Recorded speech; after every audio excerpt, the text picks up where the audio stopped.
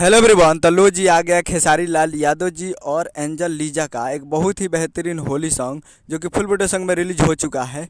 और इस गाने को लिखे हैं पवन पांडे जी और इसमें म्यूजिक दिए हैं श्याम सुंदर जी। और इस गाने को गाए हैं खेसारी लाल यादव जी और सेल्वी राज जी, जो कि आपको स्क्रीन कवर दिखाई दे रहा है। जिस गाने का टाइटल रखा गया है होली में हाला कर देम, जिसका टाइटल है होली में हाला कर देम। और वीडियो में है खेसारी लाल यादव जी और एंजल लीजा जी, फिट में है एंजल लीजा जी। तो ये फुल वीडियो सॉन्ग आज सुबह सुबह रिलीज़ कर दिया गया है। आज full video song release in on 12 मार्च 2024 को सुबह 6:30 AM पे ये फुल वीडियो सॉन्ग को रिलीज कर दिया गया है। यानी आज 12 तारीख को सुबह 6:30 पे ये फुल वीडियो सॉन्ग को रिलीज कर दिया गया है।